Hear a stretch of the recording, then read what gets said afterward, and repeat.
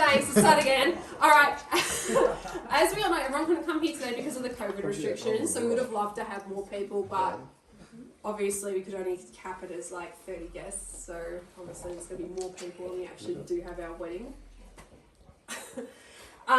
So basically I just want to start with a few words about the man I'm going to marry in June next year. So I met James in our first criminology tutorial at Monash University in the Monash building. I was late walking into the room, and before I sat down at the table in the back corner, I introduced myself to everyone. Everyone at the table said their names clearly, except for James. James thought he would mumble his name.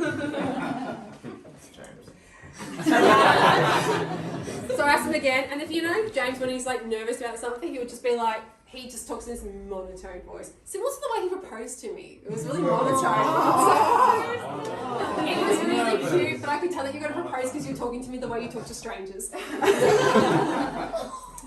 We realised that from that table group, 3 of us were from Berwick. So me, James, and one of our friends at university called Tiffany. So we started hanging out together around campus. James had gone to Berwick to primary school with Tiffany, so she was kind of the link between mine and James's friendship. Then Tiffany left Monash. She decided to go become a real estate agent, but I was determined to keep hanging out with James, as you can see the common theme in this speech. So one day I was catching the bus back to Berwick because, if you know, from Monash University there was a bus that went between campuses. James had got on the bus before me and was about to put his bag down. But I was determined to make him my friend. So I quickly sat down before he could put his bag down on the seat and made him talk to me the whole way home. So James was like talking to the seat in front of him because he like didn't want to talk to me. And I was just asking him all these questions about what he was going to do because he was going to his dad's house that night for his birthday. So I was literally just firing questions at him to make him talk to me. Clearly he didn't want to talk to me. I kept doing this every class and lecture we had until he succumbed and decided to actually be my friend. Around the end of semester 1, I asked him to go to Fountain Gate to get lunch with me. During this time, I tried to figure out if he was into anyone because I had a bit of a crush on him. However, James basically waited until I had lost all feelings for him before he decided he actually liked me. So, basically, long story short, I couldn't be happier that we are actually together.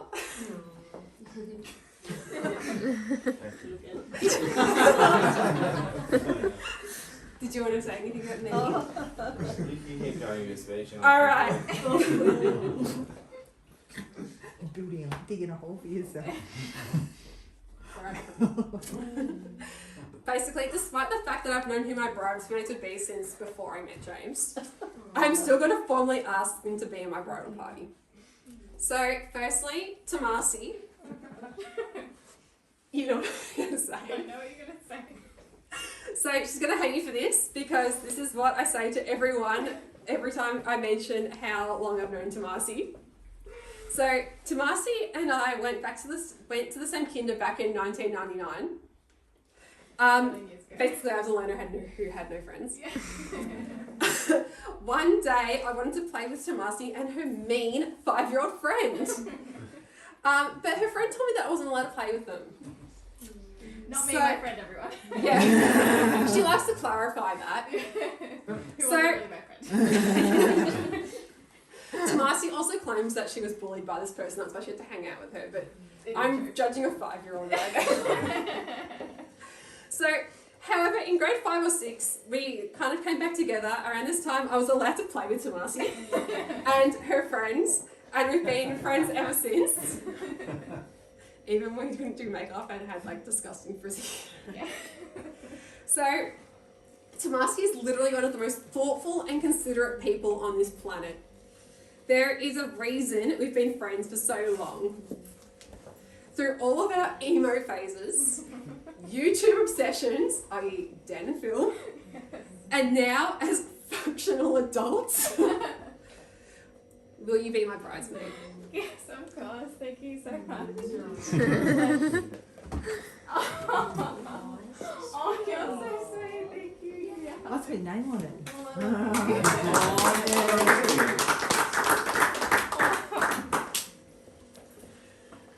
So, with this current theme of me making people be my friends, Elle. So, I met Elle in 2010. Prior to this, I thought she was too cool to be my friend because she hung out with all the cool punky kids. And I was basically a nerdy loser. None of us were cool. Thinking back on it, no, but... You had the boots. But back in the day, because you wore like red Converses and all your friends had side fringes. But in 2010, we got put in the same class because I was in advanced maths, thus being the nerdy loser. And my section of the school, because I don't know if you know about Canberra, but we were basically put in sub-schools, so you weren't like, it was kind of like 3 junior schools in the one school. Anyway, but in 2010 we got put in the same class because I was in advanced maths and my section of the school only had like the dumb maths. So we were in the same class and in the same maths class. I know how she knows like where this is going. After a few weeks of maths, with me trying to talk to Elle and receiving short answers, I kind of got the vibe that you like didn't like me. So basically I decided she didn't want to sit next to me. So I decided to sit on a table like way away from her because I was like, this girl doesn't like me, I'm gonna like move away. I get it, like, but basically Elle asked me why I was sitting somewhere else away from her. And I was like, well, I thought you were like, I was annoying. And basically we've been friends ever since. Common theme. Basically, Elle, will you be one of my bridesmaids? Yes.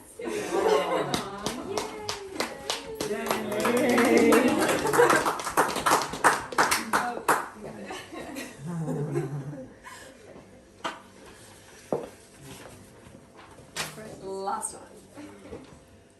So, Natasha. Hide. Basically, now I'm ending the section of my speech where I'll tell everyone how I made 3 people be my friends and move on to the person that had no choice in the matter because we have the same parents. Quick, have a drink. So, from the day Natasha was born, she was my instant best friend. James, don't feel too excluded. Natasha is literally the most selfless person I know. Only people who come close are my parents. And she does not have one bad bone in her body. Natasha is literally pure gold as a person, guys. Yeah. Like, she's amazing. She is like, I love saying this about as few people tonight.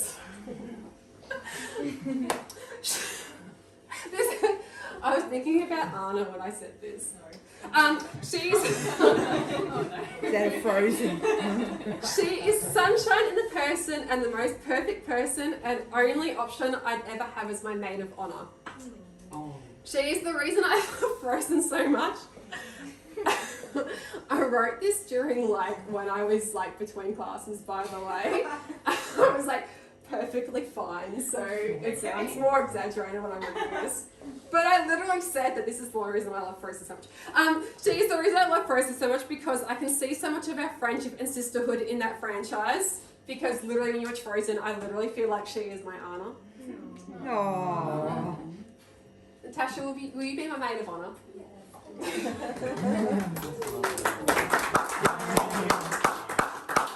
I'll put this down to clash.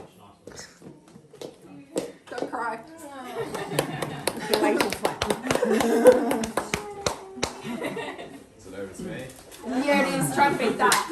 I've got a far more dishevelled I can tell by your piece sort of of paper. speech that I typed mine. I've compiled earlier today, but not all of us had the liberty of free periods in school. And I'm conscious Sorry, that I'm behind in assessment marking because of conscious that people are also holding a glass of wine, so I'll try and keep it as short and sweet as possible. But but Sounds succinct. cliche, you know, to avoid those in speeches. So English teacher in me. I first met Michelle in March 2013 at Monash University, and I think it's fair to say that we initially bonded over our interest in criminology and music, and I think you know the band that we're both speaking about, namely Blink-182. Yeah, like we were singing it in the car one day, and then you told me since you told me to stop singing in the car. And I was very quickly made privy to the fact that she has a Blink-182 tattoo as well too. Myself and Michelle developed a good friendship at university, and despite this friendship being forced upon me, as she sort of said, deep down I think I enjoy her company, and Thanks. and I'll concede that I cheated off her behavioural studies multiple choice tests and behavioural studies so that I could pass. In 2014, there was a natural transition towards us going out, and I think our chemistry is really based off a love for travel, food, exercise, animals namely. But we enjoy day trips. I know. And you're my best friend in the whole entire world. Yeah. Michelle's developed into a passionate professional as a teacher. She's one of the most thoughtful people that I know. Michelle has a heart of gold.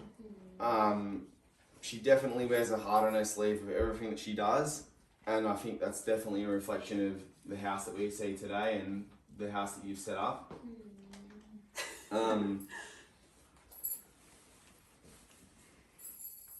I love Michelle dearly, and I hope for a good life together as my future wife. I don't also hope so. Thank you. So this next gets on to the next bit. So I guess I want to thank my friends and my family. I think with COVID, as Michelle sort of touched on, obviously there's restrictions around numbers, and I think the people that are here are a reflection of definitely the people that are closest to me. And Don't cry. I'm not going to cry. Sound And people that I've known for a really long period of time. I mean, I've been friends with some people here since the start of 2017. Even people like Christian Reed since sort of 2004, 2005. So it's been really good having a lot of good close friends around me. And so I want to thank them for their support and attending tonight as well too. Can I give you a big hug? Like you can, come on. Or not. That's big. Yeah, well, I understand. I want to thank my parents for their support as well too. Where else does $80 board cover food bills, groceries, domestic work? Kind of in my house where $0 covers that. Oh, Like, shit. How it is.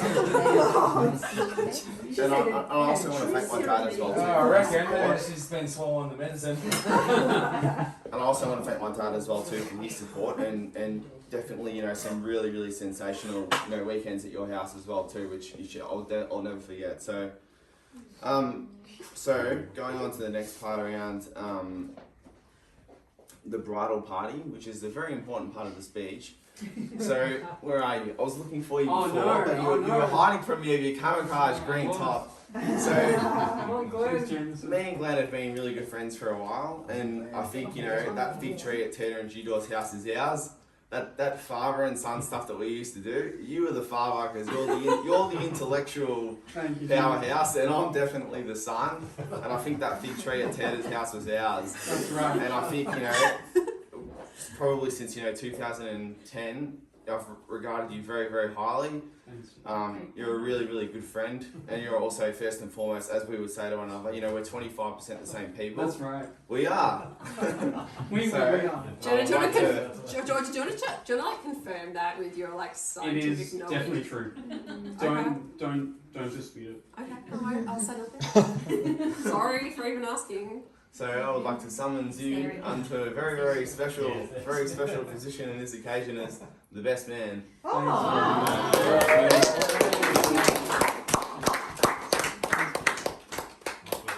You're a legend, James. Thanks, mate. Thank you so much. No I'm worries. really honored. It's all good. I'm on happy here too. I'm crying. From the bathroom. Yeah, exactly. So the next person is Luke. Obviously, Luke's my brother. Sweeper.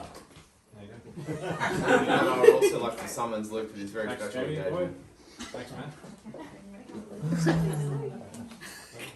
The next person is James McVicker, who I've developed a very close relationship with in recent years. Do you want to explain how James felt when he thought he No, wasn't going to be part of it? let's not talk about that. No, it's a really good story. Do you want to tell? Family C match. Thank you very much.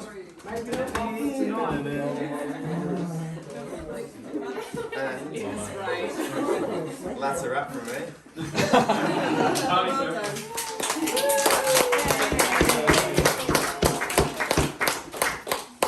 So do we So do it? basically,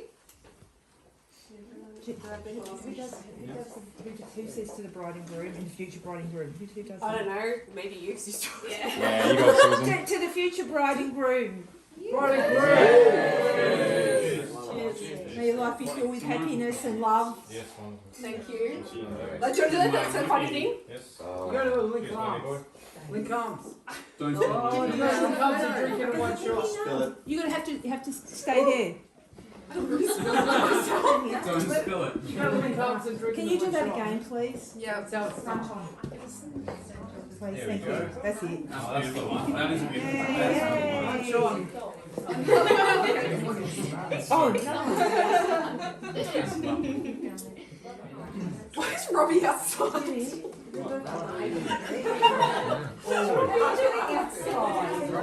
Alright guys, so there's plenty of desserts. Oh, just tell me to cut the cake first. Because I know Mum's going Do you want to bring the cake forward, perhaps, or something so you Yeah, can let's see do it? that. So you can see it better. Remember what I said? James, can you come on this Too side? much Just pressure on the so cake rolling up on the floor. Hey, that's better. that- hold it with me. James, Because this is how the photos work.